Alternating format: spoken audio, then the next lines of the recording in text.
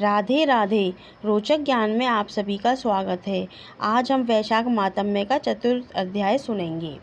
नारद जी बोले, हे राजन, जैसे रसों में अधिक दूध है, दूध अधिक दही और दही से अधिक घी अति उत्तम है, ऐसे ही महीनों में कार्तिक मास से अति उत्तम माघ मास, माघ से अति उत्तम वैशाख मास है।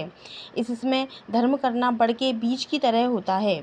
यदि कोई धन संपन्न हो, दरिद्री हो अथवा पराधीन हो, उसे जो भी वस्तु मिल जाए वही ब्राह्मण को दे दे, जैसे कंद मूल, फल, शाक, नमक, गुड़, बेर, पत्र, जल और छाछ आदि, तो ये भी श्रद्धा पूर्वक दान करने से अपरिमिति हो जावेगी। बिना दिए ब्रह्मा आदि देवताओं को भी नहीं मिलेगी। इसलिए सुख की इच्छा चाहने वाले मनुष्य को दान अवश्य करना चाहिए।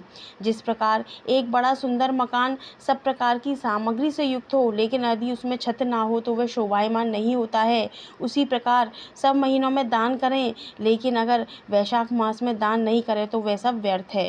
जिस प्रकार दया रहित मनुष्य के गुण व्यर्थ होते हैं तथा बिना नमक के सब्जी में स्वाद नहीं होता है, उसी प्रकार से बिना दान के वैशाख मास का कोई महत्व नहीं होता है।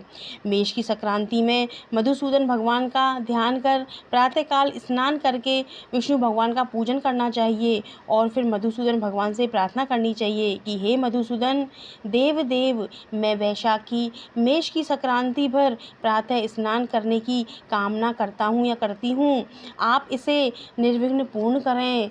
हे मधुसूदन, मैं आपको अर्घ्य देता हूँ, इसे भली भांति ग्रहण कीजिए। गंगा आदि सब नदी, सब तीर्थ, सब जलाशय में दिए हुए अर्घ्य को प्रसन्नता से ग्रहण कीजिए।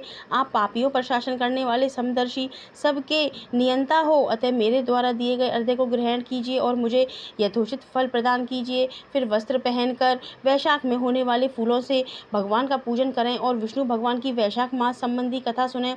जो ऐसा करता है वह कोटि जन्म के संचित पापों से छूटकर मोक्ष को पाता है। वह पृथ्वी, स्वर्ग और पाताल का कभी दुख नहीं भोगता है।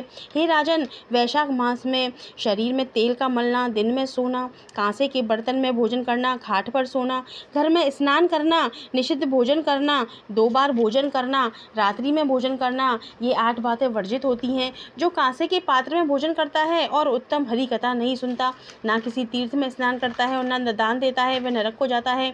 जो हरि नाम नहीं जपता और स्वस्थ होते हुए भी प्रातः वैशाख स्नान नहीं करता है, वह मरे हुए के समान है और चांडल योनि को प्राप्त होता है। जो मेष की संक्रांति में तीर्थ स्नान नहीं करता है, वह 100 वर्ष तक कुत्ते की योनि को प्राप्त करता है। अन्नदान व जलदान न करने से पाप और दुख कभी दूर नहीं होते हैं। जो प्रातःकाल सूर्योदय होने पर सागर से मिलने वाली नदियों में स्नान करता है तो उसके 7 जन्म के सभी पाप तत्काल नष्ट हो जाते हैं। जो उषा काल में सप्तगंगा, सरस्वती, कावेरी, नर्मदा, वेणी, जाह्नवी, वृद्ध गंगा, कालिंदी आदि में स्नान करता है तो उसके कोटि जन्म के पाप तत्काल नष्ट हो जाते हैं। जो विष्णु भगवान में मन लगाकर नदी में स्नान करता है तो उसके 3 जन्म के संचित पाप शीघ्र नष्ट हो जाते हैं। वैशाख के महीने में अप्राकृत जलाशय में स्नान करने से जन्म से लेकर उस समय तक के पाप नष्ट हो जाते हैं। बावड़ी में स्नान करने से राजन बड़े बड़े पाप दूर हो जाते हैं। दान नहीं करने पर दरिद्रता आती है और दरिद्रता पर पाप किया जाता है। पाप करने से नरक मिलता है। इसलिए सुख की इच्छा करने वाले को दान अवश्य करना चाहिए। वैशाख के महीने में जो धर्म कर्म स्नान आदि नहीं करता है, उसका किया हुआ सब अन्य कार्य व्यर्थ होता है। वैशाख मास में तीर्थ यात्रा, जप, दान और होम आदि का फल भी अधिक होता है और वह फल तुरंत मिलता है। इसलिए मधुसूदन भगवान इसके देव माने गए हैं। जिसने किसी भी प्रकार से वैशाख में मधुसूदन भगवान का पूजन नहीं किया है, वह मूढ़ बुद्धि शूकर की योनि पाता है।